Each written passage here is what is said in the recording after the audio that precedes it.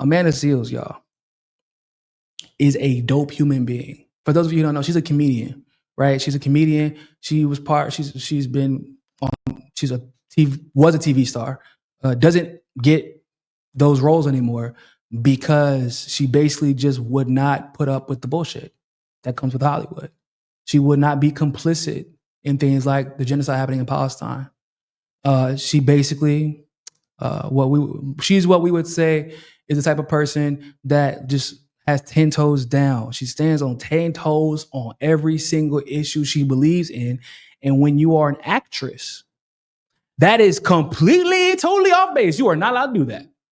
You're supposed to shut up about Israel and Palestine and the genocide that they're committing in Palestine. You're supposed to shut up about how black people are being treated. You're supposed to shut up about police brutality. You're supposed to shut up about anything. And she's a black woman, right? So she's not allowed to criticize Kamala and Democrats. But even as a black woman, they expect what you gonna see? We're gonna see that during this video.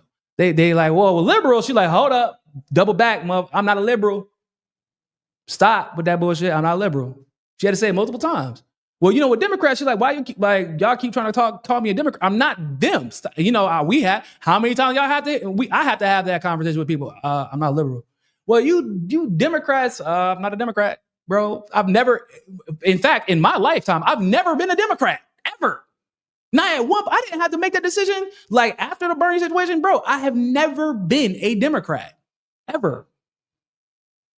So for a celebrity to come out of her cocoon and blossom into this butterfly for social and political and economic justice in the way that Amanda Seales has, and do it so elegantly and eloquently, it is honestly inspirational and beautiful to see because, and it's like she became more popular after. That's the crazy part.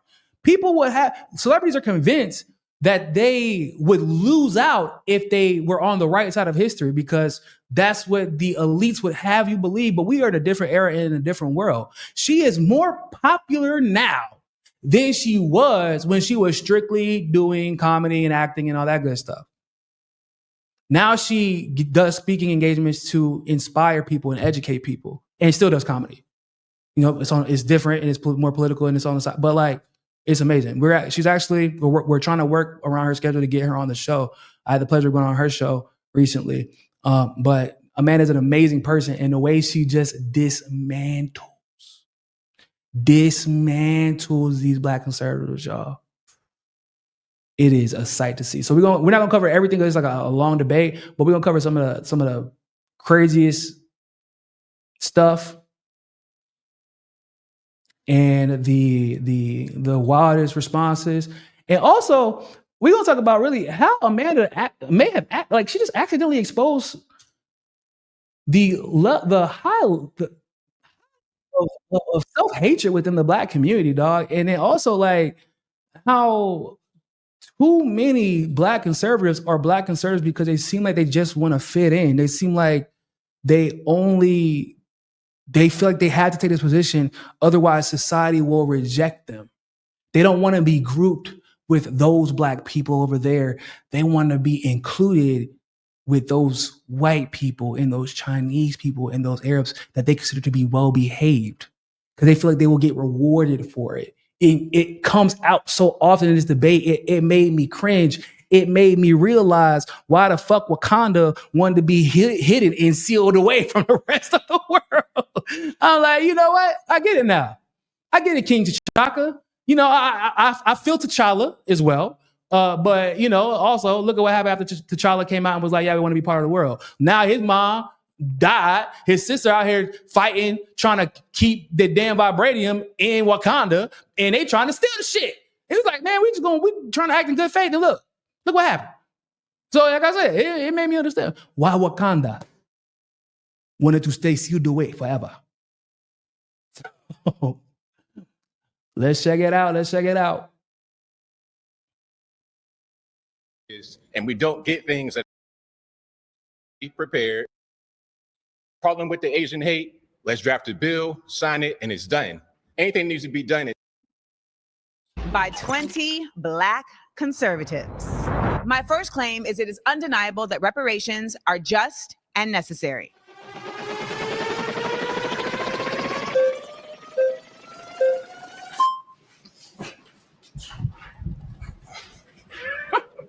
All right, reparations, fair, necessary.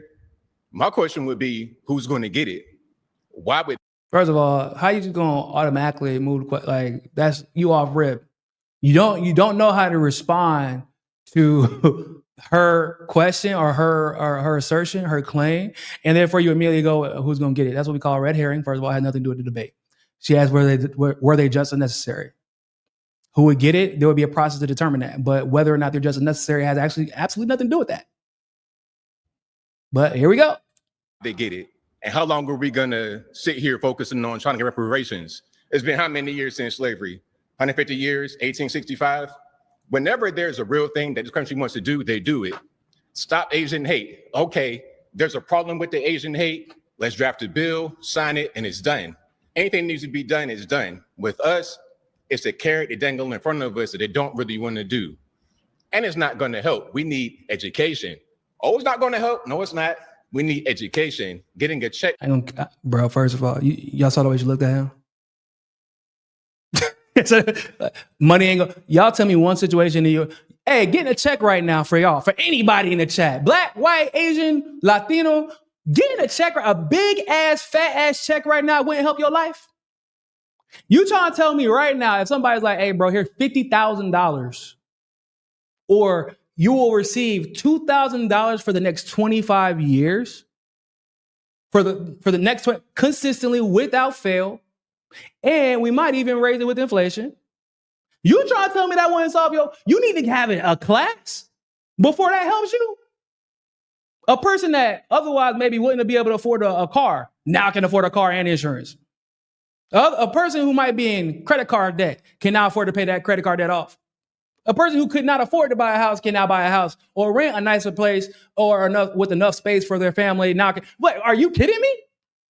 Boy, if you live in the United States, don't you ever in your life say cutting the check won't help? Because that's just bullshit. I don't want to hear about it. We can talk about, I'm not saying that it would also help to have financial education classes. That's a true statement for literally everybody in the US though. That's a true statement for everyone who has not had the privilege and the blessing of having an abundance of money in financial education. But also, motherfucker, don't ever tell me in your life that cutting a check in the US won't help somebody's situation. That is a disingenuous lie. I bet if I cut him a check right now, he'd be like, shit, boy, I'm about to invest in it. I'm about to do it. Yeah. It will help your situation. I guarantee it. Even if you already have money, cutting a check still helps your situation. The hell? That's a dumb. What are these people? I'm trying to tell you. From the government is not going to do that. And we need proper education. A lot of us go to these institutions where we're not really prepared, we're not really focused, and we don't get things that'll help us in the real world. So if you want to help Black people, a check from the government, from our tax dollars is going to get raised, because let's be clear, everybody in here is Black. We all American. We all got to pay taxes. It'll go to that. So I don't really see how this is going to help us at all. I don't, really quick. It's a weird assumption to believe that everybody's taxes will be raised. Like, why would you have to raise taxes? You just reduce the military budget, right? Like that's an assumption. Okay. Well, first I'll start with it will help on even just a moral level. The reality is that the United States has become very comfortable with the fact that it does not consider Black people equal. And it shows that in many ways that I'm sure we will discuss over the course of today. But ultimately, there has not been a committed, concerted effort to shifting the mindset around the use of Black people as a labor force in this nation back when it was slavery, now in the use of slavery as slave labor in prisons. So on a basic cultural level, reparations are an act of repair. They are an effort to say, our bad, we see you now. Thank you. Reparations, repair. Is it just what is she at? Is it just or not? It is justified. Period. And your argument for like, oh man, whenever this country actually wants to do something, they'll do it. Yeah, motherfucker, that is literally our point, my guy. That's our point. That is the point that we are making. When the country believes that you are entitled, when they believe that you deserved or worthy of repair for the damage that they have done to you, they do something about it. That is the point. Despite the fact that the capital, Washington, D.C., that Trump and his conservative little fucking cultists are out there claiming, oh man, it's a bastion. Look at what our forefathers built. Whose forefathers? We built it. Us. Black people, slaves built that.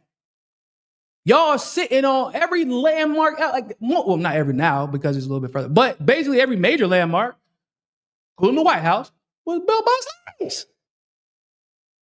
You can't touch grass without walking somewhere a slave walked to Washington, D.C. This country would not exist in its current state, or not this country, I live in Brazil, but the U.S. would not exist in its current state without slavery. But beyond that, motherfucker, what about everything that happened afterwards? Reparations is not limited to slavery. That's the other thing that people keep forgetting. They just, because it's the easy, once again, conservative, stereotypical arguments. Lazy with that lack critical thought. Did the wrongs that happened to Black people stop at slavery? I can't tell you, no. I mean, if you want to talk about Jim Crow, we can talk about that. Or what about the Fair Housing Act? Or what about the fact that there was a freaking redlining case that was just charged like a year and some change ago, which means redlining, a Jim Crow policy, is literally still affecting Black people to this day, y'all. But you gon', oh man, when the country wants to do something, they'll do it for you. So it's a waste of time to fight to be treated the same way literally everybody else. You a dumbass. Like imagine accepting, and then being upset that other people will not accept, being viewed as less than and undeserving as the people to the left or to the right of you, knowing that your people literally built this nation. Whew. That's what I say, bro. That's self-hate, bro. Like this, I don't know what else to call it. We have seen that done with Japanese folks who were put in internment camps. We have seen that done with Jewish folks. We have seen that done even in the case of slave owners who received reparations. When it comes to the use of tax dollars to pay reparations, and this is going to come up a lot today, it's a matter of values, right? For me, my value system circulates around the fact that I think that as a community, we should all be engaged in repair for our community. So I don't think there should be any problem with there being tax dollars spent at repairing consistent efforts that have been made to impede Black people. So the reparations you're talking about are not just related to slavery. There's reparations that have been discussed all over this nation in different communities as it relates to particular massacres, as it relates to redlining and the impediment of Black people to earn wealth by having property. There's been impediments in various ways that can be repaired. And I want to also just add, there's reparations that are considered a cash payment from a government. There's also the version of reparations that shows up in how funds are applicated to specific groups of people. So there's multiple ways in which what you're stating cannot happen could very well happen. Okay. First of all, let me just talk about the fact, just from a debater perspective, she actually addressed every point that he made.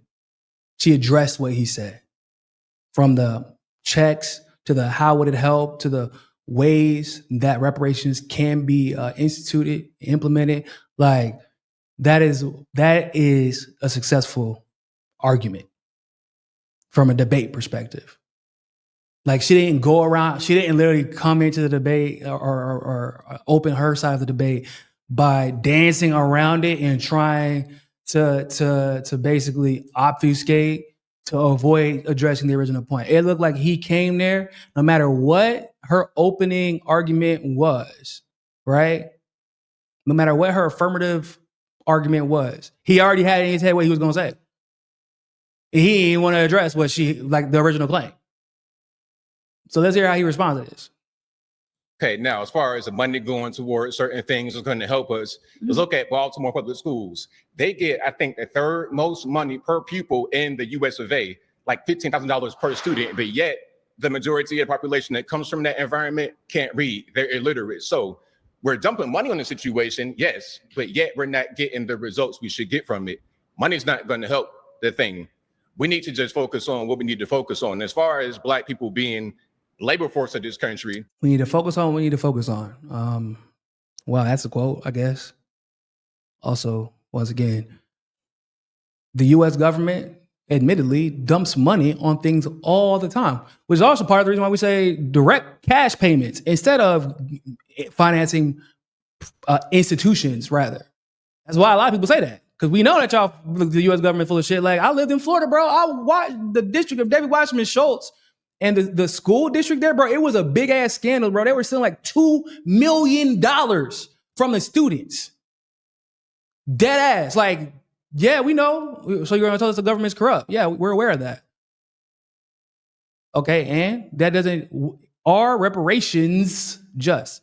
And are you really addressing the root of the problem? So the root of the problem would be the same corruption that is denying Black people the reparations that they are justly owed.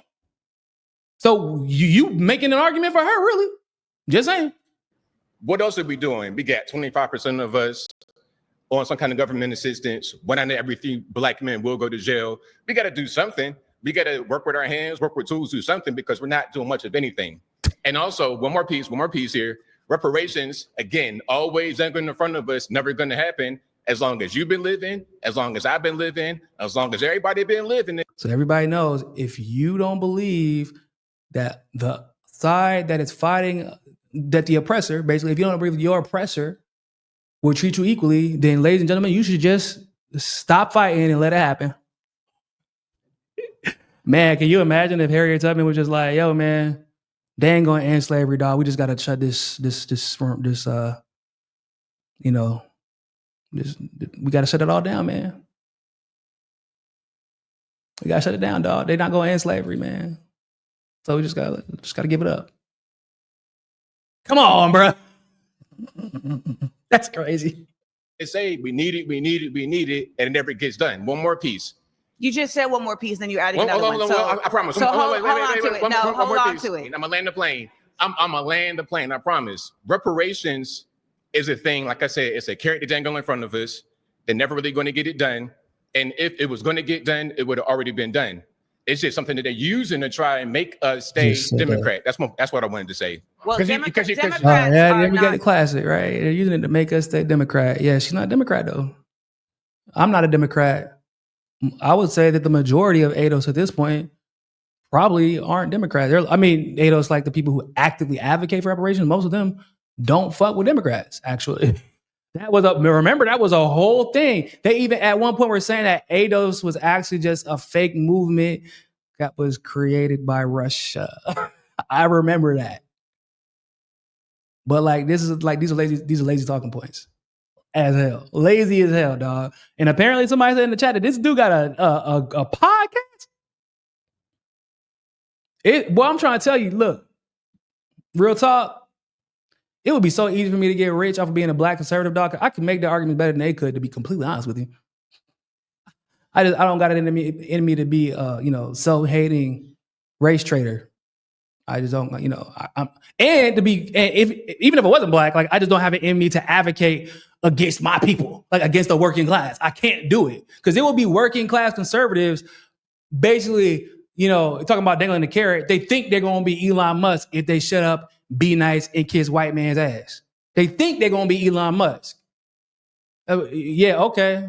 All right, I'm not Black, I'm OJ. Okay. All right, that's all I'm saying. You think you're different, but you're not. You're not going to be Elon Musk, bro. They lucky they let Oprah join the party.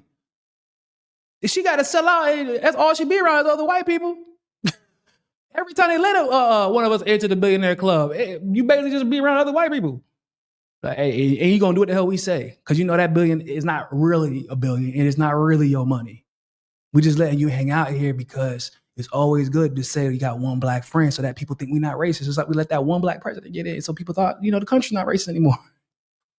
Doing reparations either. This is not partisan. This is Black partisan, baby.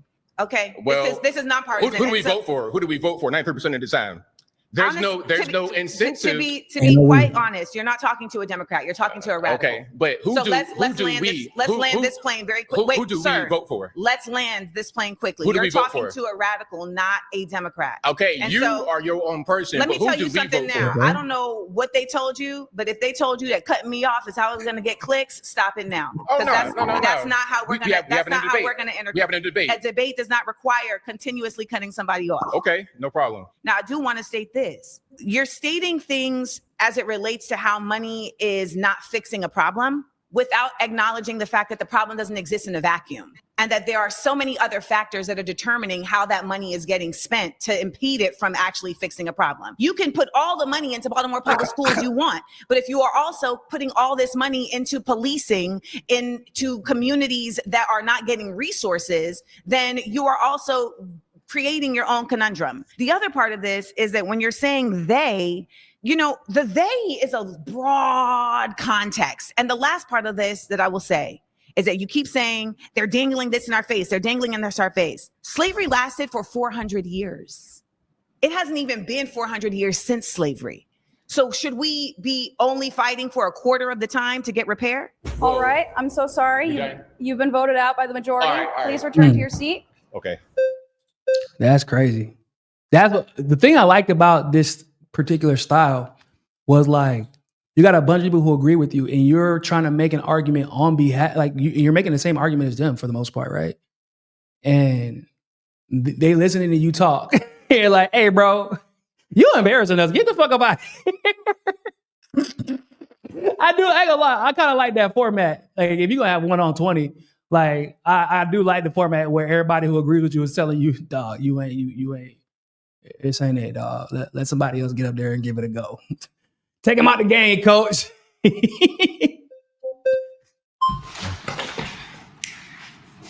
My name is Matt Nuclear. Hello, Matt. Matt Nuclear? Matt Nuclear, yes. Matt Nuclear, give me a better handshake on that. Let's do it. I appreciate having this conversation with a beautiful Black woman like yourself. This is nice, beautiful arena here. I disagree that reparations are necessary. I think the most important thing that's necessary right now for the Black community would be the stopping of violence, especially. So let me just say right now. So this man knew he was going to be debating Amanda Seals. He knew that this was going to be, this video was viewed over 1 million times.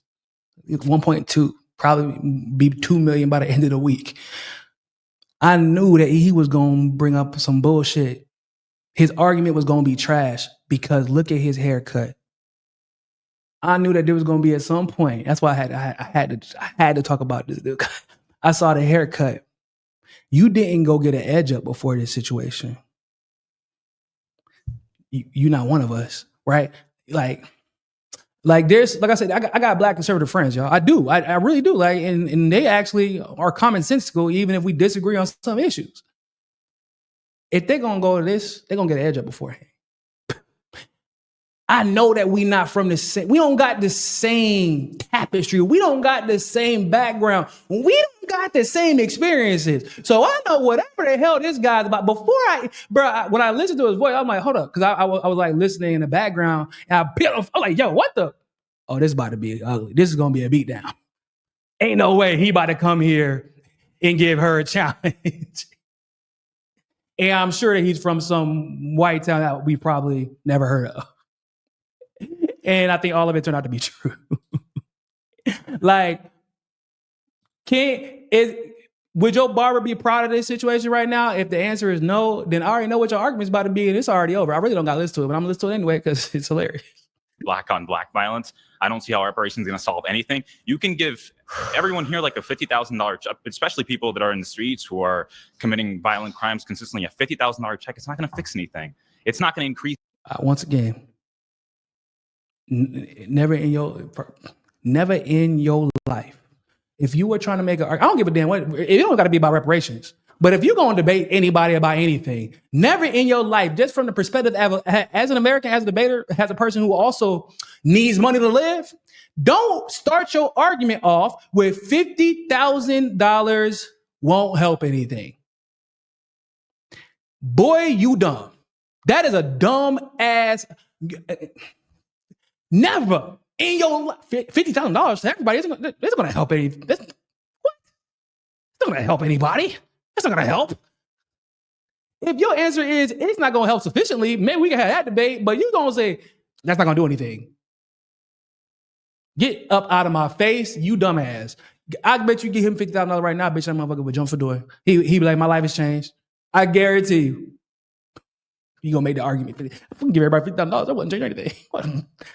The median household income in the next 10 years by 10% to 20%. For example, we had the Chinese Exclusion Act of 1882. We prevented Chinese people from getting citizenship and even entering the country. We discriminated against them and basically put them under apartheid, even here in the United States. Yet they have the highest median household income. How is that possible? How come they don't complain and feel entitled consistently to beg for reparations and beg for this when they are killing each other 90% of the time, which is the rate that Black people kill each other, according to the FBI. So let me be clear about something, y'all.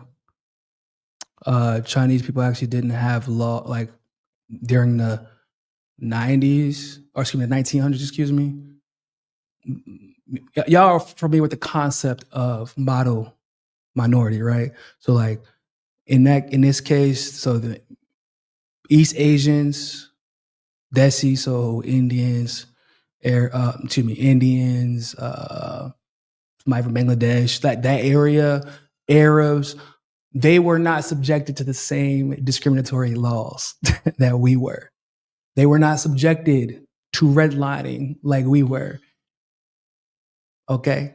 And also, at least in modern day, like if you're talking about 50, 60, 70 years, the Chinese people who were able to come here, for the most part, and make way for themselves, they not only were they not hindered, but they had the means. Like, bro, they weren't brought here on slave ships either. But all right. And they can go back to their country if they chose to. Most of us, we had our identity stripped from us during slavery. So like, how I'm gonna go back? He can go back to whatever African country he's from. I think it was Angola or Mozambique. I think it was a Portuguese speaking nation, if I'm not mistaken. That's why I remembered it. But that is like literally apples and oranges, my guy. Oh, young Matt. Yet white people are the oppressors. I'm not sure where your education came from, but they lied to you. Stats don't lie, though. Statistics lie all the time.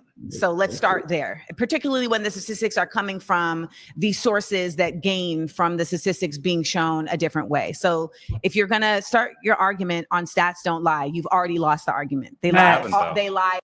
Facts. Stats do lie. And the FBI lies all the time. And also, like, the police lie. Like, police will hide their stats. This is a fact. Multiple police departments have been accused and caught over the years of manipulating data to justify why they're over-policing certain communities, stopping this race more than the other. That's a fact. That is a fact, guys. So she's correct. All the time. One, comparing Chinese people who are immigrants that made a choice to come to the United States and comparing the continued effort of Black people to ground themselves in a nation that continues to make impediments for them to show and live and exist in their true citizenship is a false equivalency. I don't believe that happens at all. What no one here is Are you acting right now? Do you really believe this? I'm telling the truth. There's no systemic racism that I've experienced here in America. There's no systemic racism that he's experienced. First of all, your barber racist for letting you leave like that, because ain't no way that he thought that you was going to be able to go back and hang out with Black people and nobody's going to roast your ass. God damn. With that top back ass, boy, look like you just let the top back on the Mercedes ass hairline, boy. But it's broken. Like, it's just like he pressed the button, but the dealership didn't actually fix the problem. So it's just halfway. Like, what? I've never experienced any. Here we go with that bullshit. I've never experienced any. I guarantee you have, and you didn't even know. Because he looks like a younger guy. I experienced racism in high school from debate coaches from my school and other schools, and I didn't even know. I didn't even know what was happening because my debate coach protected me from it, didn't even tell me about it because he didn't want me to be permanently affected. He didn't tell me about it until I was 25 years old, y'all. So that whole like confirmation bias, I haven't experienced racism. You probably have, you just didn't know it. You probably have and you just didn't know it, but either way, that argument is dumb. I didn't experience it doesn't mean it doesn't happen. That is a lazy, once again, just from a purely debate perspective, that's a dumbass argument to make. Don't ever make it. What system is racist? I think the only racism we've actually seen recently, systemic racism that we've seen, is the application of systemic racism against white people. The University of Western Washington, for example, has been trying to segregate dormitories, using Black-only dormitories because Black people feel safer amongst each other, but they're more likely to kill each other. Super weird how he didn't mention the Jewish Zionist situation amongst universities, huh? Super weird how he didn't mention the reparations that are being paid out to employees and professors at Columbia, while simultaneously being denied to family members who have legitimate connections to the Tulsa, Oklahoma massacre. Literally, within a month of each other, those decisions were made. Interesting that you find the statistics you choose that help your argument. That's basically what the lesson is here. That's why it's dangerous to just try to find a statistic rather than using logic and reasoning. Than white people are ever to kill them. That's just the truth. You have King Von rapping about killing other Black men. Why should I think that the white man is the oppressor when Black men are more likely to kill me? Oh my Tell me. God, this is scary. You need to think about me as your mama. Do not talk to me in that fashion. So let's check that now. Okay. So on a basic level, we have to understand that systemic racism is grounded in the realities that Black people have not been considered an equal human being in this country since its onset. So there's simply no way to make the argument that there isn't systemic racism when we have seen in very clear ways the system operate in an organically racist way. Do not cut me off. When we talk about systemic racism, we can start with even the fact that redlining, which was implemented to discriminate Black communities. Are you shaking your head that redlining doesn't exist? No, I'm saying I don't think it really existed at all. Yeah. You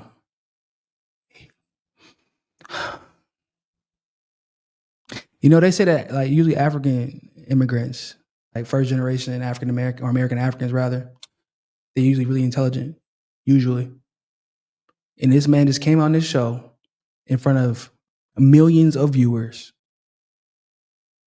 And his own fellow conservatives, I'm sure, shook their head too. I ain't gonna cat. Even they were probably like, you did not just say that shit. Like, bro, you're not helping us. You did not just come on here and say that redlining doesn't exist and it didn't exist. You know what? This is one of those situations where we're gonna have to, because I need y'all to understand.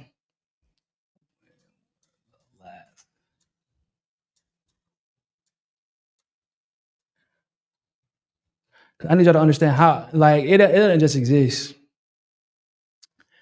Even though it was outlawed, right? It was outlawed and it continued. And then they had to readdress it again because, like, after it was outlawed by, like, federally, after it was federally outlawed, it kept happening. You know, the last case of redlining happened, y'all? October 19th, 2023. It was a $9 million settlement with the Ameris Bank to resolve the allegations of redlining in a predominantly Black and Hispanic neighborhood in Jacksonville, Florida. 2023, ladies and gentlemen. Not 1923, not 1823. 2023, and it was a settlement, which means it probably should have been worse, but they settled it so it wouldn't be huge news because of how, because it's redlining has been illegal, but still happens, and they probably settled it because then you start because what happens is some of these banks they get caught redlining in multiple areas. The bigger the bank, the more likely they are to be redlining in multiple areas in multiple states. So in situations like this, they just settle fast as shit. So that people don't, the courts don't dig more into their paperwork, or that other people don't feel like they should start filing lawsuits for redlining. 2023. And this motherfucker, he really just sat up here and said, I just don't think redlining exists. Like, so I saw somebody in the chat say he a paid actor. Gotta be. No, I don't think so at all. So it does exist.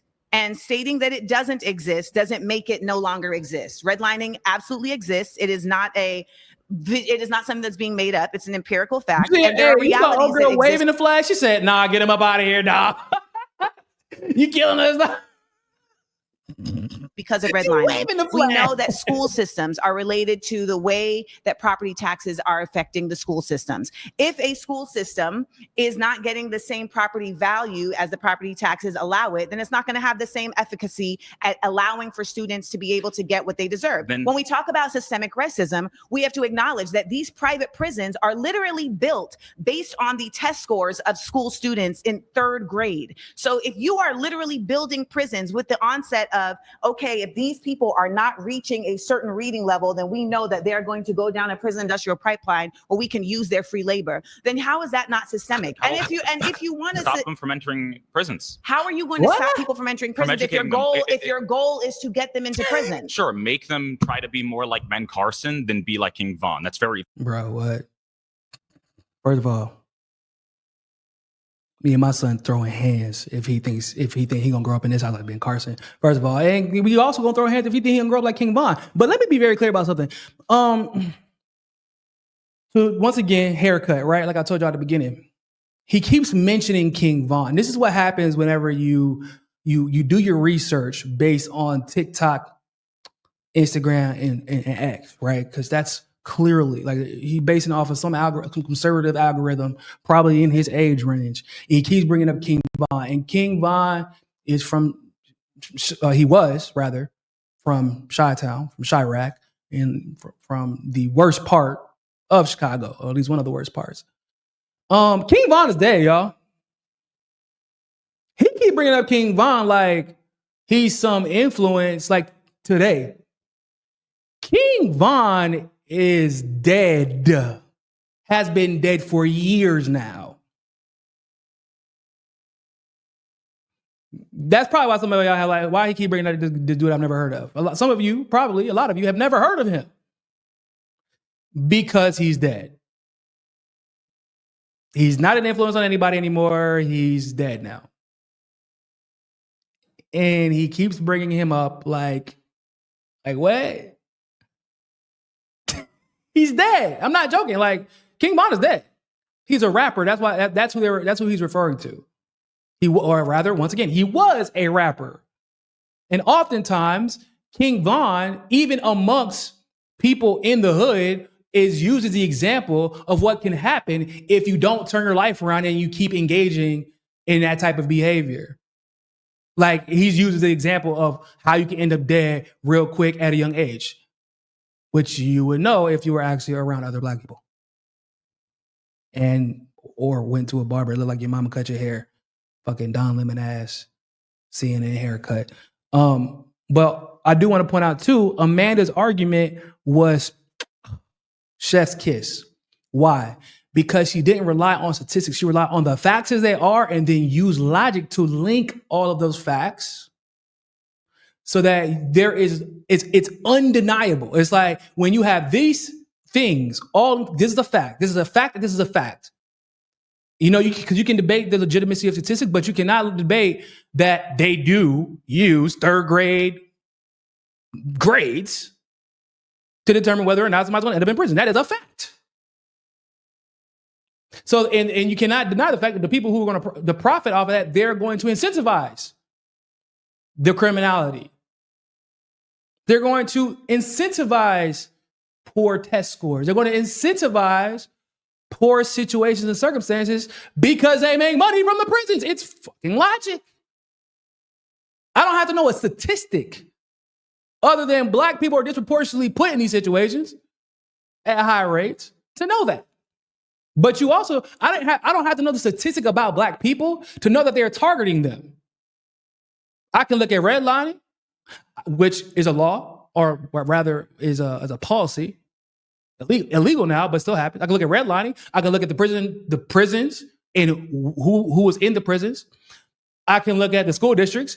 Like I don't have to look at the statistics themselves. I can look at everything and be like, hold on, there's one thing in common here. That's when you use logic to win your arguments. And logic, once again, I mean, you can deny it, but it can't be denied.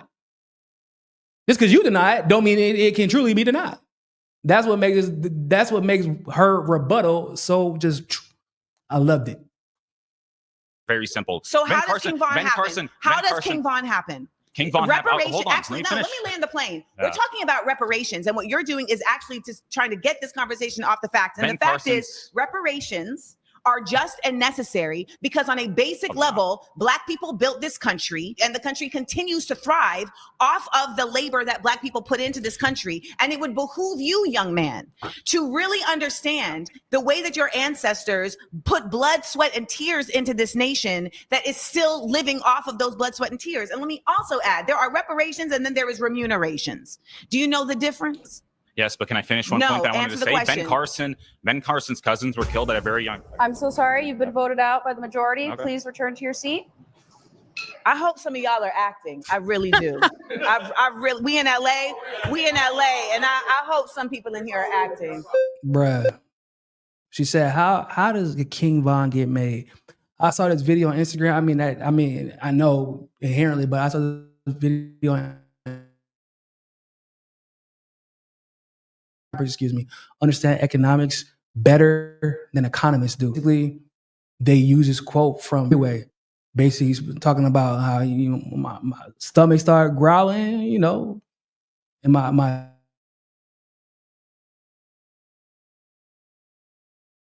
in more or less words. Y'all know it's like, even though what we do is wrong. Go read the lyrics. He basically is explaining in more or less words. Yeah, motherfucker, if I'm poor, I'm going to find a way, however it may be, to resolve that. And this is a consistent theme amongst rappers, especially from that era. They explain to you why. Like, this is what happens. If I can't meet my basic needs or I can't meet the basic needs of my family, this is what happens. Even though what we do is wrong. Hey, look, this is what it's going to be until it gets resolved.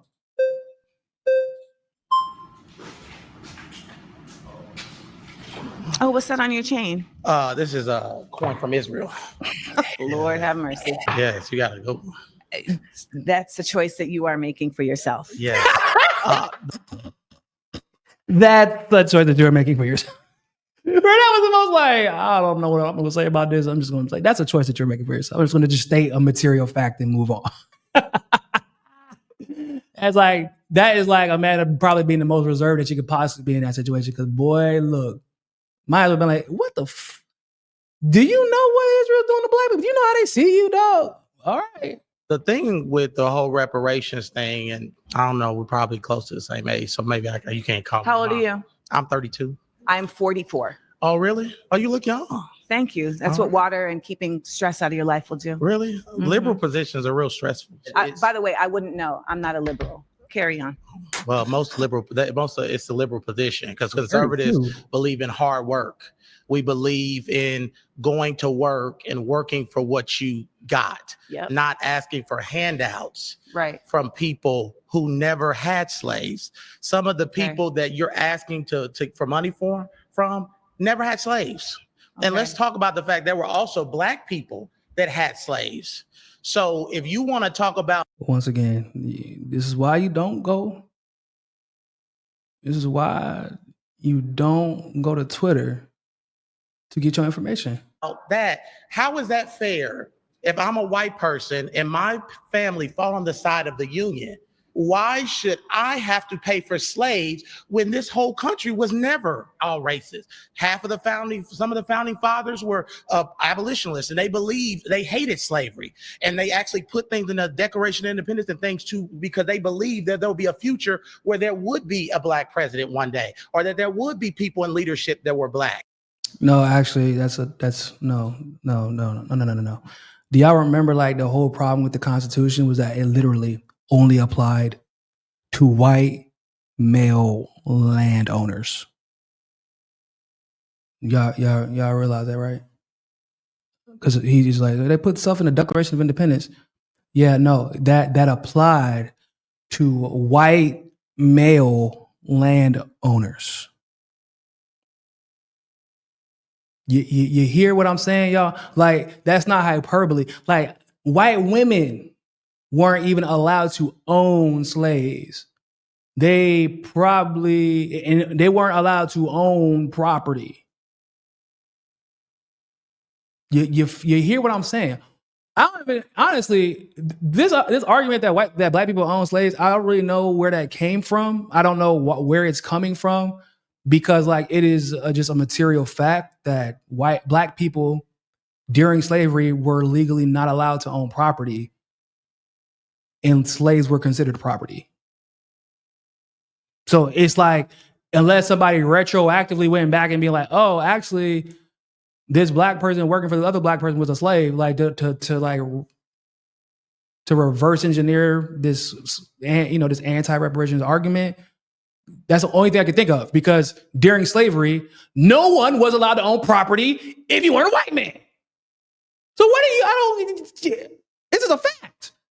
But hey, we're gonna let him cook that unseasoned ass food that he making. There was people in the North who helped with the Underground Railroad and fought with the Union. So why is that fair for people who never had slaves, who fought against slavery, to have to pay for people that had slaves? One, just really quick, when a cop in your city commits police brutality, found guilty or settles out of court, who pays for that? Did you commit the police brutality? Did you shoot somebody? But who pays for it? And the reason why is that it should be an incentive, because the taxpayers, if it's a city, it's usually the city. If it's a sheriff or state trooper, state. Okay, who pays for it? Taxpayers.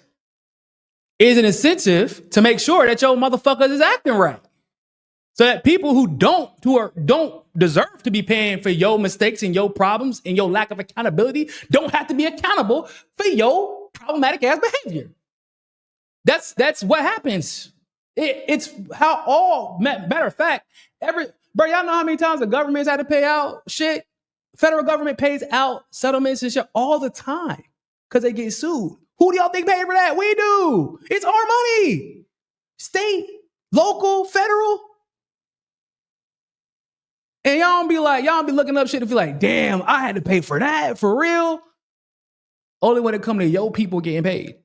That's when you do your due diligence on where the potential money is going to. Boy, you got more sympathy for the people that might be inconvenienced by $2 more a year on their taxes, or $2 more a year out of their paycheck, than the motherfuckers who are descendants of slaves and have been systemically, historically oppressed. Like, your people, that's weird. That's weird as hell, bro.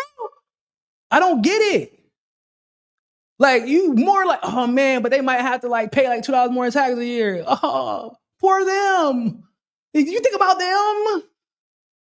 No, I'm out here thinking about like the people that just got redlining, that just got in 2023, the people that are still suffering from Jim Crow. The people who are still being disproportionately held in prisons. The slave labor that's in Alabama, where they're sending people to work for McDonald's for pennies on the fucking dollar and then denying them parole because corporations are paying the state politicians to keep them in prison. That's what I'm worried about. I'm sorry that your tax might go up $2. I'm sorry. But I don't really give a shit. I'm worried about repairing and reparative justice. Not just in my case, but in all cases where it's necessary. From my understanding, you are more interested in preserving the fairness of those who didn't have slaves than the fairness of those who are the descendants of slaves. That is priority to you than finding a fair way to accommodate those who have been the descendant of slaves. Well, our ancestors wasn't asking for handouts. They were asking for equal opportunity, and we have equal. Are we not? I think that he was he asleep for the other part of the base, where she was like, yeah, man, here are all the examples where reparative and restorative justice were implemented, and we are not being given that same opportunity to have reparative and restorative justice. You idiot. Opportunity in this country. We had a black president, just in case you didn't know. Oh, we had a black president. Oh, we had one black president who literally brought slavery back to Africa after he helped overthrow Gaddafi and assassinate him. We had one half black president who wasn't even raised by his black African father whose mother was part of the CIA, which is probably the only reason he was allowed to be the president to begin with. That is we had the one black friend. I'm not racist. Y'all don't even watch like satire. Like you could at least watch black satire to know what argument is not to make before you come out here and embarrass yourself. Oh, shit. Like even black satire would tell you, do not make the one black friend argument. Don't make the one black president argument. That's not gonna work against somebody who literally has 2 brain cells. Had a black vice president. I mean, I think she was black. They said she was black. I don't know. So we had a black president, and you know who voted for that black man? White people, because you can't win a popular election in this country without white people. So Barack Obama is the product of white people. So let's get off this. Unironically, and ironically, I guess it's true. Barack Obama is the product of white people, but not in the way to eat things. It ain't how you framing it. Like, yeah, he is the product of white people. That is the fucking problem, actually, with Barack Obama, is he is the product of white people, but not in the way that he believes.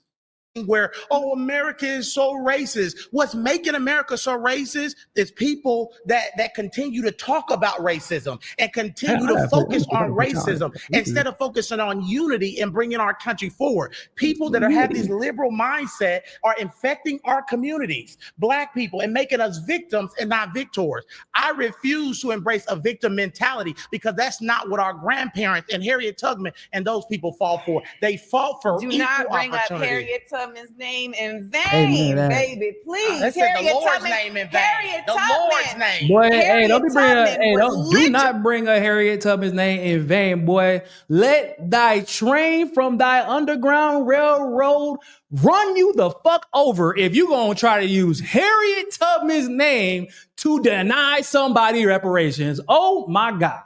Jesus Christ. Literally saving her family and others from slavery. Yeah. You know who helped her? White people. You know who helped her? They were on the Underground Railroad. No. You know who helped her? Come on in. No, you know who helped her? God and people who benefit from white supremacy. One of the things it's a lie. White supremacy is a lie. No, sir, that's simply not true.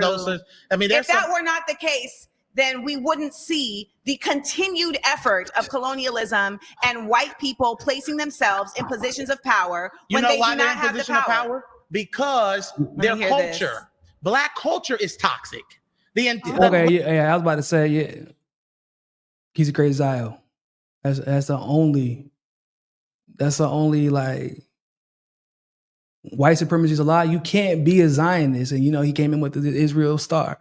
You can't be a Zionist without believing that white supremacy is a lie. You can't be. Those two things don't mix. As we say in Brazil, não bate certo não. It don't work. So of course you believe white supremacy is a lie. Otherwise you wouldn't be out there sporting a goddamn Israel chain. But like I also view somebody else said in the comments, yeah, ask Chris Smalls how Israel treats black people. Ask Chris Smalls. They fucked my man up so bad, he was talking like 50 Cent for 2 weeks after he got back. Ask Chris Smalls how they treat black people. He was with a bunch of other people, but they had Arabs to fuck with. They said, man, we ain't gonna fuck with the Arabs like this. We hate Arabs. But them niggas, for you to have the audacity to think that you can come here and make some type of change, that you can affect the genocide, yeah, we got something for your ass. Ask Chris Smalls. Dumbass boy, white supremacy is white supremacists is probably somewhere watching this shit laughing at. He thinks that white supremacy is that boy dumb, boy. I'm glad he playing for our team, though. I'm glad he playing for our team. But that boy dumb as hell, though. Like, you supposed to know you supposed to know the truth, even if you're gonna tell a lie. But you can tell in his soul, he believes this shit. He actually believes it. There are black people who will say white supremacy never existed and doesn't exist, or they'll say it ended with slavery. But they know what they like. Let's be real. Like the grift that Candace Owens put on forever, basically. Well, not forever. So she was an Obama supporter, and then a Bernie supporter, and then a Trump supporter. So around that time, after she made her third shift, right? That was her grift, right? The white supremacy doesn't. She know. We know Candace Owens is actually intelligent enough to know that she bullshitting because she's pivoted for her whole career when it was the right time to pivot. That's what she does. Let's be real about it, okay?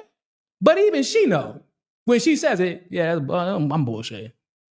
This guy actually believes this shit. That's just, you know, like I said, they look like, I'm glad he's on our team, dumbass motherfucker. Black culture is toxic. We have produced a culture that is toxic. And let's get on the fact that there's no fathers in the black home. Let's talk about that. Stop. Let's talk about that. Let's talk about that. None of this is gonna work. Sorry, I gotta interrupt one more time. As a black father, that shit had me like, what? First of all, y'all know, speaking of statistics, there was a study done that showed that black fathers are actually, in 2020, well, it was 2024 when they did the study, but they are the most active in their homes. Black fathers are actually the most active. They're the most active fathers in their homes now. That he like in the 90s it was a different story. In the 90s and the 80s, because the black fathers were in the homes religiously, then taken out of their homes through various ways, war on drugs, redlining, just all. Because also divorce that was caused by income, and the number everybody knows the number one reason divorces happen is income, right? Y'all do know that. Okay, cool. So actually, no, black fathers are actively involved in their kids' lives.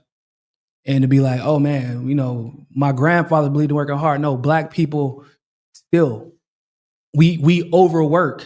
We're still required to do 2 times the work for a fraction of the reward.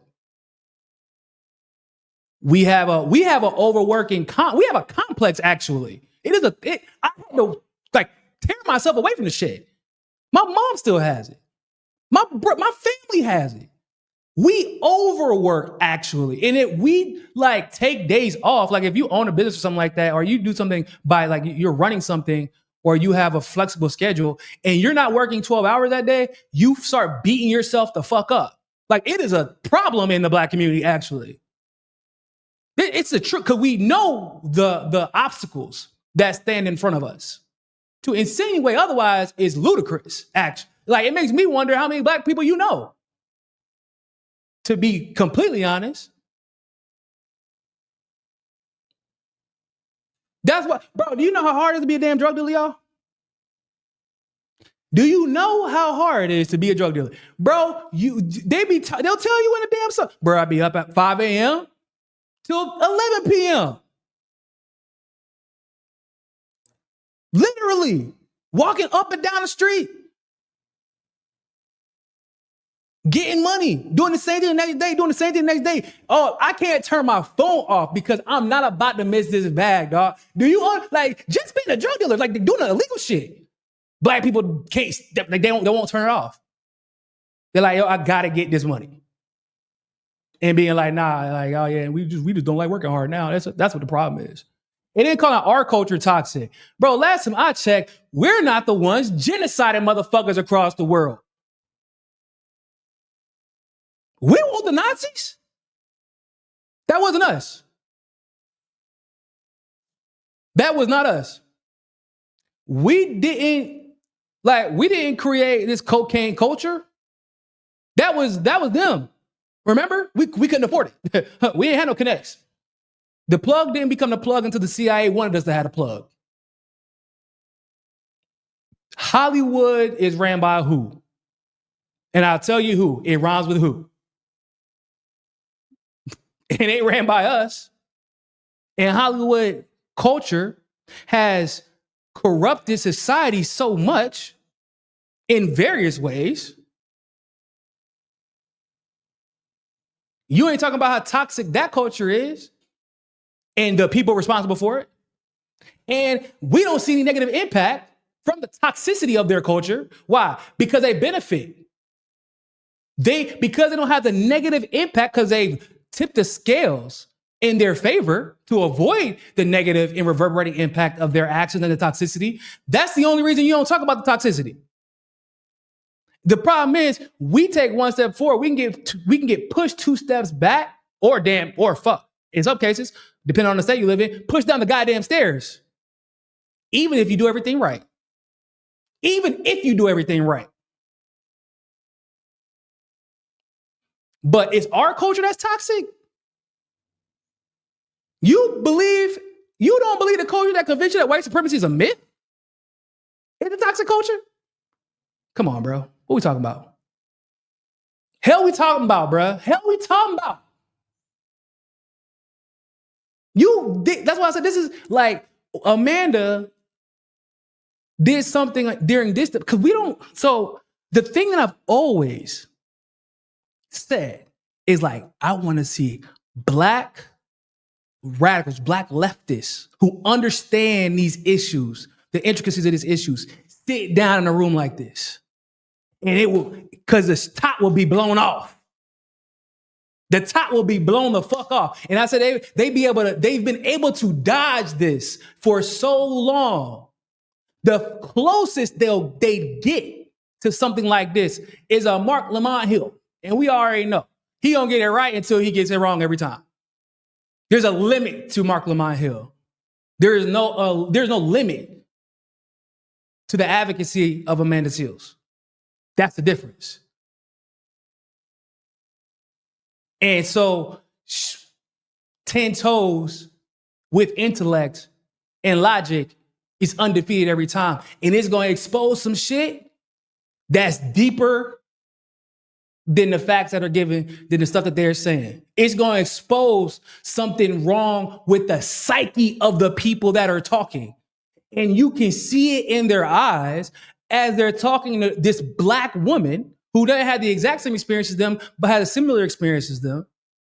You know, it's unique, but it's the same. Or else there wouldn't even be this conversation being had. And as they're saying the words out loud, they are seeing. Oh, shit. Like, oh, shit. Well, I can't stop now. I know this shit that I'm saying sounds dumb as hell. Not that I'm saying it in front of somebody that knows what they're talking about, and I just heard the arguments that she made. I know I sat in this chair because I thought I was going to be famous afterwards, but I'm realizing right now, ladies and gentlemen, this is a dumbass argument. But so let me speak more passionately. Let me cut her off. Let me make the same argument again, but just more forcefully this time. Because they know I just got exposed. Actually, everything I think I understood about the world just got exposed. That's why it's important for somebody like Amanda, a celebrity who made the choice to say, fuck this shit, but still has the popularity and became even more popular afterwards, to sit in a room full of people who fucking hate themselves.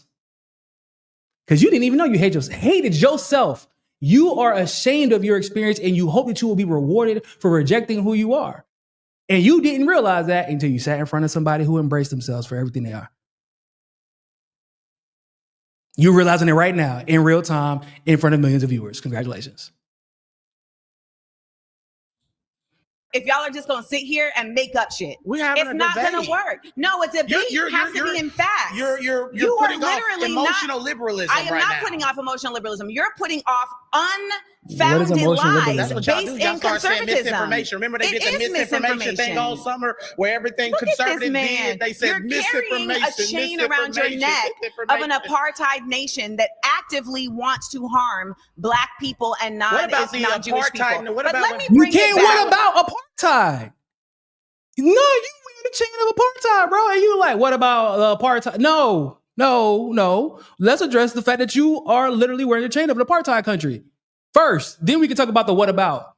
Explain why you support apartheid before you try to criticize another apartheid that probably doesn't exist that he just made up in his fucking mind. Boy, I'm trying to tell you. Guys. It'd be crazy out here. Let me bring it back. Selling black people in Africa. That was not happening in the context that you're saying. And they were selling their own people. Black people still sell their own people today, too, by the way. I don't know if I'm going to last. We're selling our own people today, I don't know if I'm going to last. You probably won't last with me. I won't, because your ignorance is so overwhelming. See, that's liberals. Y'all start name calling when y'all getting defeated. Remember what I said at the beginning that he didn't listen? You could tell by the arguments that he made that he didn't listen to the first couple of debates. Why? He keeps calling her liberal she made it very clear she's not. He didn't come there to listen and debate. He came here to argue.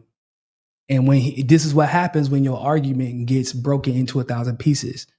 Then you just sound like a rambling idiot.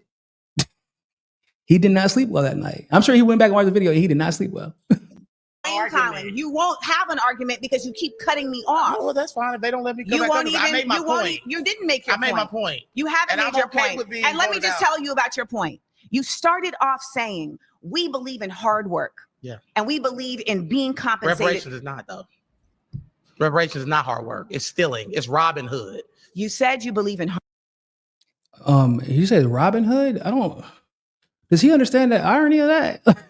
Okay, if it's so you robbing from the rich and giving to the poor, especially the poor that are actually deserving. Okay, like that's a bad thing?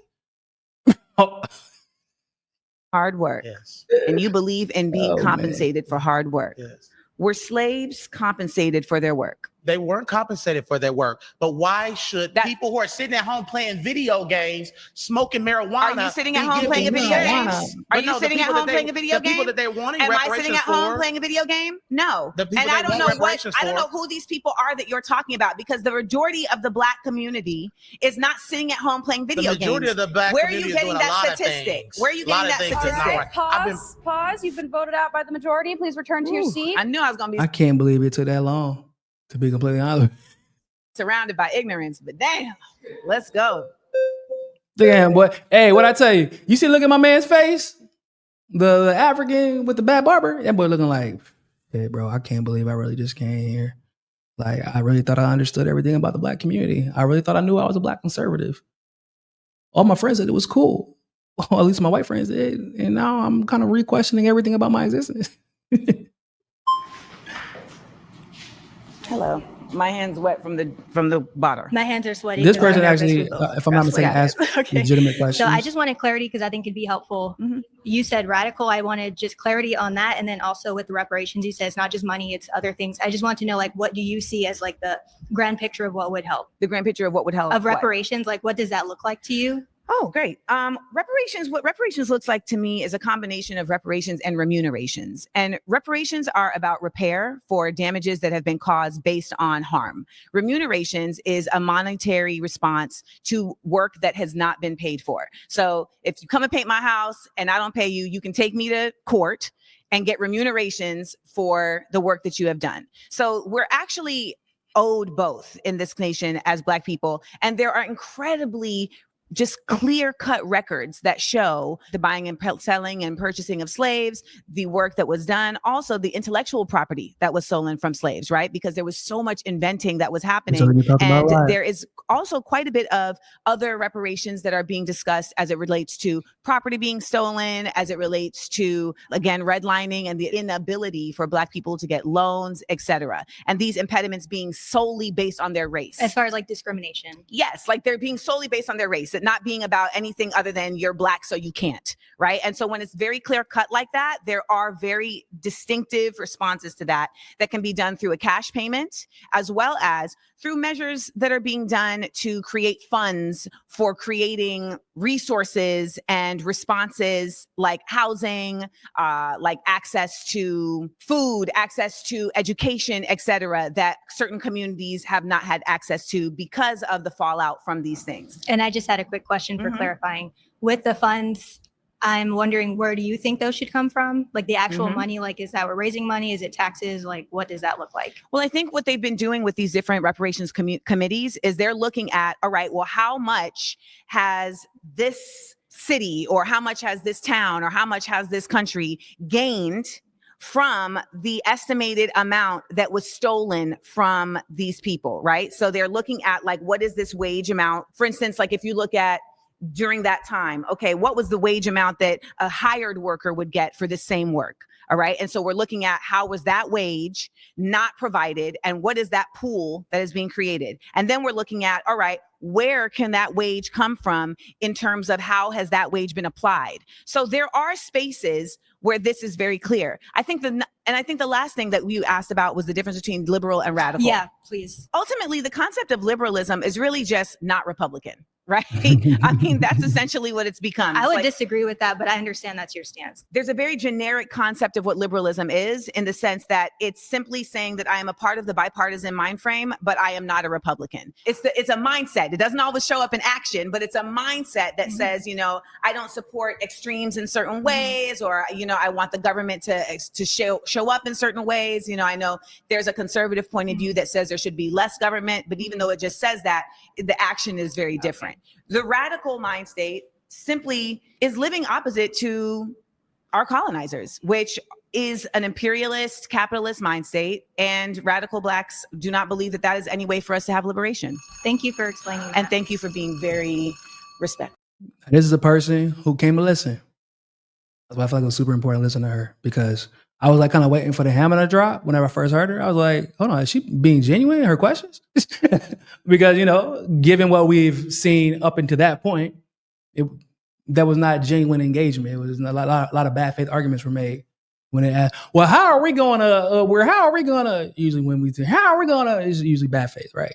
But like, it looks like she kind of sat back after she came probably to make an argument. Then when she heard what Amanda had to say up to this point regarding reparations, she's like, hold on, let me sit back and let me ask some stuff. Let me try to learn and try to understand before I come in here and just say some shit and get embarrassed. Can I just be like 100% honest with you guys, from my guys out there, from literally my dudes? This is largely the difference between a male ego and the women. Like, she ceased and desisted. She was like, let me confirm really quick. There's some things. I'm not going to come in here and make assumptions about this woman who just clearly outlined that she has a way different mindset than I might have thought she would have had, and made way different arguments than I thought that she was going to make. The male comes in and literally, they didn't even address the things that she said. They were just like, let me just work around it. Let's talk about King Von. Redlining doesn't exist. What about black on black crime? And she's like, yeah, no, I'm not about to get embarrassed here. I'm about to actually try to educate myself. If I agree, I agree. If I don't, I don't. But I'm gonna be respectful about it. And I'm not gonna pretend like she didn't already address the majority of the things that these people said. So mad respect to this young lady. We were told to be respectful. We're not your enemies. Thank you, my good friend. Look, Surrounded is now a podcast, available wherever you listen. What type of decisions? Not into criminality. Black males that grew up without a father are 10 times more likely to engage in criminal activity. And so I think one of the... Can I put a pin right there and ask you a question? Ask me whatever you like. What is the root cause of there being less fathers present? Bad decision-making on the part of the fathers. We live in a patriarchal system. Like it or not, men have dominated the socioeconomic, economic, and political power of this country and the world since our existence. So our bad decisions... I don't know who this guy is, but I know he got a podcast. Boy, that dude look like he got his whole pod. This man got the presidential, is that the presidential seal? And a cross with the American flag on it. That man woke up kissing white people's ass. Like he was born. Like the first ass that he kissed, or the first person that spanked his ass, that nurse was a white supremacist. This boy, at least he got an edge up though but look at his, come on man, look at the goatee. The goatee is suspect. It's a suspect goatee. But if he didn't have anything, like, boy, if he ain't had no mustache, oh Lord. Not only would he would be a black conservative, but his arguments would be piss poor. So at least he got a mustache, I guess. Making, especially when we focus on the black community, is the root cause of fatherlessness. What type of decisions? Not marrying the women we decide to lay down and have children with. Not being careful with the seeds that we plant. That is not a uniquely black problem. Once again.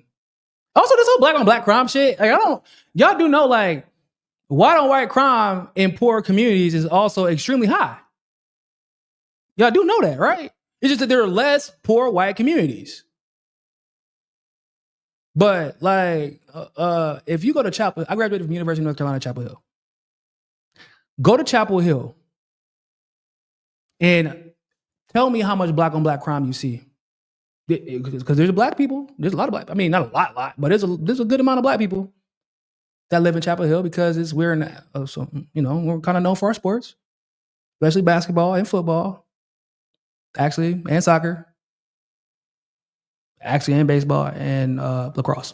We're actually known for a lot of stuff, but they're just like zero basically. Because I was curious one day, I was like, I found out Chapel Hill, I think, is like one of the most expensive places in the world to buy, or in the country. Well, yeah, in the world too, to buy a house. The property taxes in Chapel Hill are so high that like it's basically like making another mortgage payment. It is near to fucking impossible to buy a nice house in Chapel Hill unless you are rich. Not damn it, I forgot the name of my not buying like right outside of Chapel Hill. I'm talking about like in Chapel Hill. Okay? Like there's no black people killing nobody. You know why? Because these are black people who come from money or have money, have opportunity, or both. You think that might have something to do with it, ladies and gentlemen? These are black people who were not forced into a situation, but chose and had a chance to better their situation or continue the opportunity that their parents provided for them. Do you think that might have something to do with it? Do you think that money and proximity to money and your race has something to do with black on black crime, white on white crime, et cetera, et cetera, et cetera? Do you think that might have something to do with it? Out of curiosity? Like whenever LA was like bad, I'm talking about like back in the day, like in the 90s, and Mexicans were moving in the 90s and the early 2000s, and black, LA was still LA, Bompton was still Bompton, Crips was still Crippin', okay? Black on black crime was high, but also Mexican on Mexican crime was high. Nobody's like, but what about Mexican on man? Well, I don't know, what about Mexican on Mexican crime? Nobody said that shit. They actually made it became Mexicans versus blacks because they started putting black people, or excuse me, the Mexican community, the only opportunity they had to thrive was to place them in the areas where black people used to live. And then there was limited resources and opportunity for everybody. And so everybody started fighting for it. So then it became black versus Mexican. Instead of acknowledging the actual systemic problems and also the systemic problems that were causing the Mexicans to leave Mexico to come to the U.S. because of the fucking policies that the U.S. was implementing.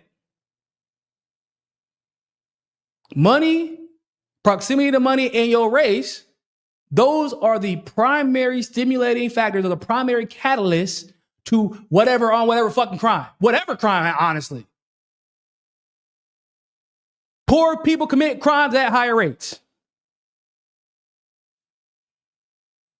Poor people commit crimes at higher rates, or at least the crimes that they like to talk about. We ain't gonna get into the Wall Street. We ain't gonna get into the genocide. We ain't gonna get into the federal politicians. The crimes we already know. I get you. I'm right here. But the crimes that they like to talk about. Poor people commit crimes at higher rates. If you work to keep people poor and desperate, they will commit crimes at higher rates. This is basic logic. Because if I'm rich, why would I risk it all?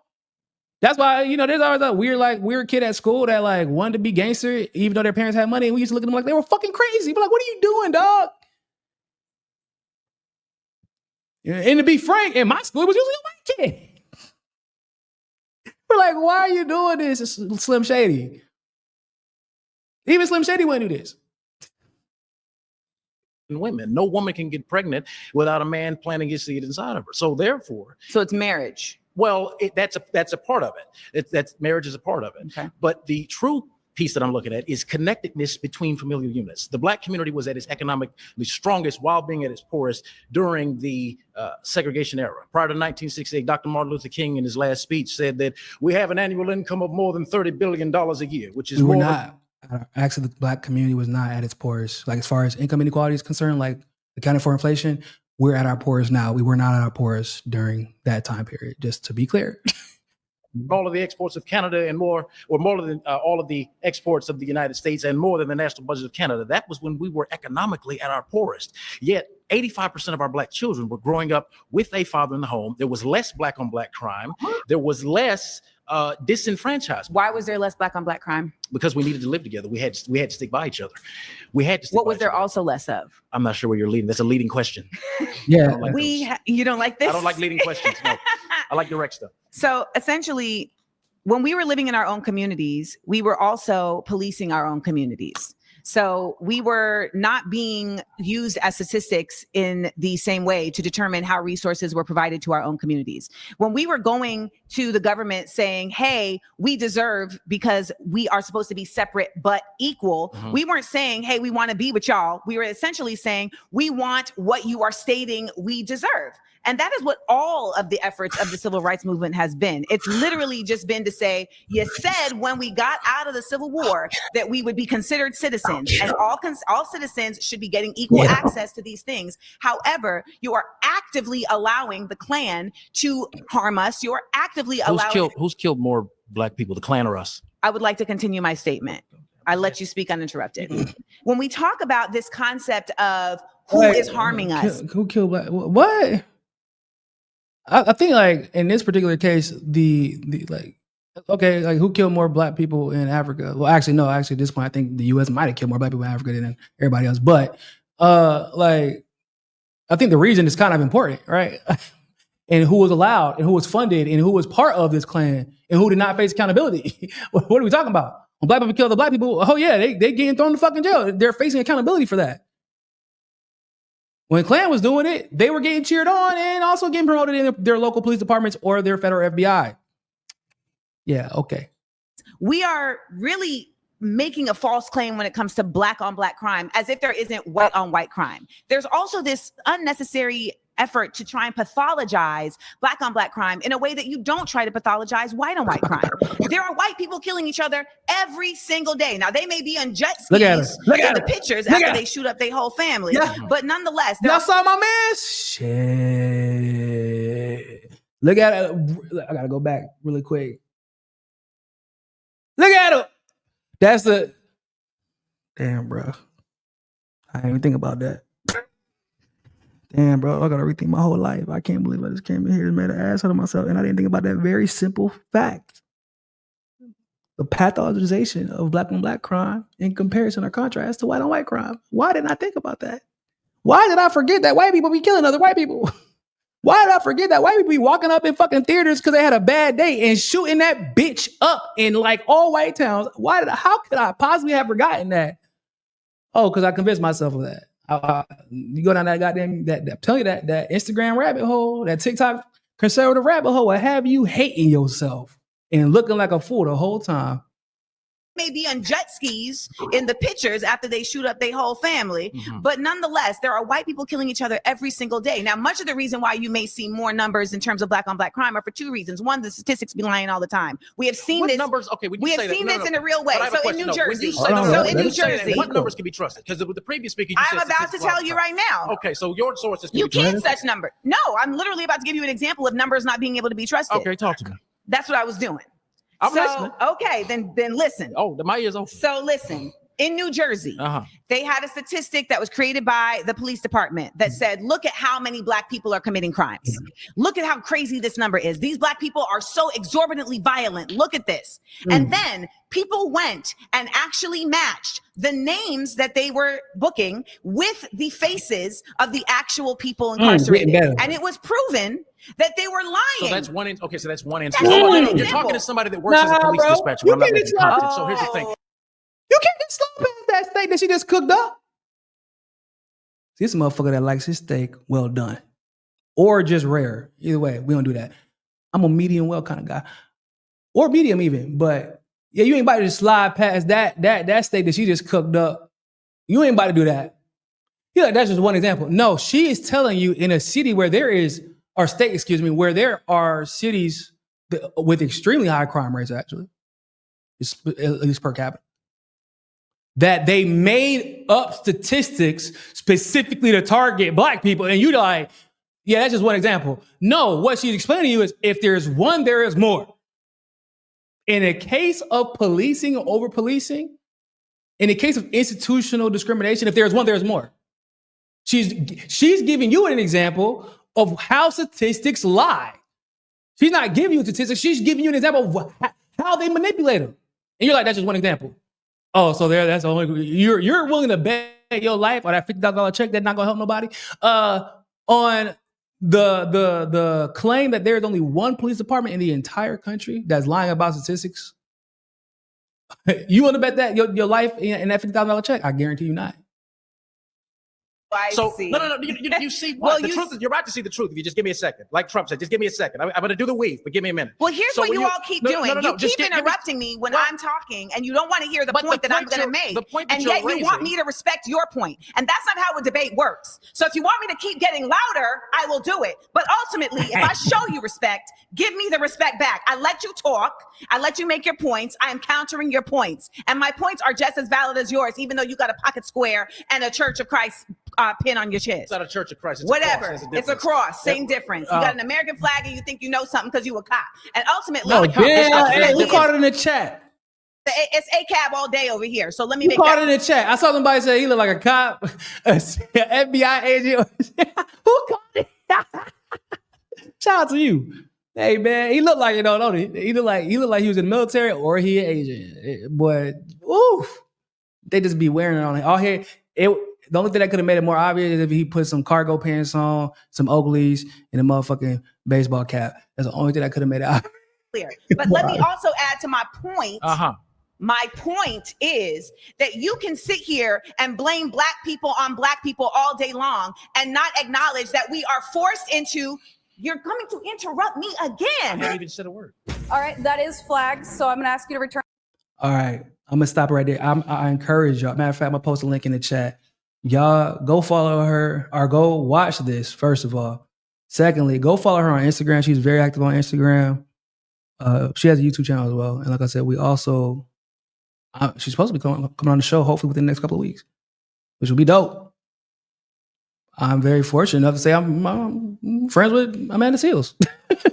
She's an amazing person. And like, just like I said, I have a profound amount of respect for her because I know like what she thought she was giving up when she decided to buck the system. To buck the system of, the celebrities.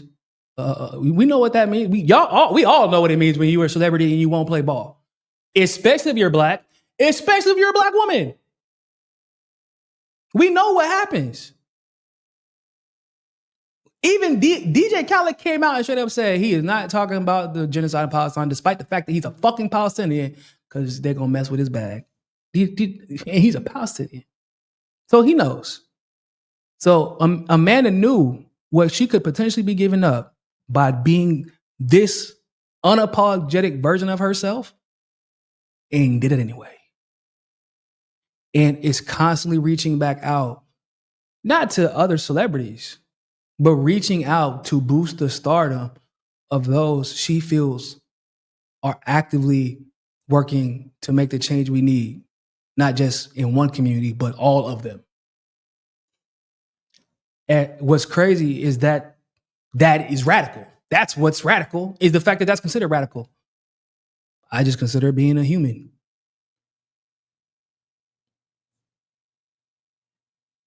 Christian is correct. Amanda Land, her YouTube show is on tomorrow. I believe 11 a.m. Eastern. Go check it out. I'm sure she's going to be going. She's been going on Instagram talking about this and addressing everything, comments and all that stuff. So like I said, follow her on Instagram too. It's worth it. It's worth the follow. She'll be going in. And she even, is generous enough. She posts some of my hotspot videos. Go to her Instagram. She has actually some of my hotspot stuff on there. she's a, like I said, it's not just me. Like she talked about Afeni. Afeni was arrested, beaten, released, finally. But Afeni does amazing work in the community, and she brought attention to not only the fact she was beaten, but the work that she did afterwards. I mean, like Amanda is the real deal. Like somebody who moves between the celebrity and the working class. So, and as a black woman, as herself, so seamlessly, that is like what everyone should aspire to be. if you are in this. That is something. She don't, bro. Go to her Instagram. I'm telling y'all, like, she don't give a fuck. Like, she don't care. She gonna say everything that's on her mind, exactly how she's like saying it at the. But she literally would get on Instagram and be like, "I just woke up. This is how I feel. Fuck you if you disagree," basically. But she be speaking facts. So it's not like she be saying bullshit. She be speaking straight up facts. She is fearless, and that is how everyone should aspire to be. With that being said, ladies and gentlemen, like this video, share this video. If you are new here, don't forget to subscribe.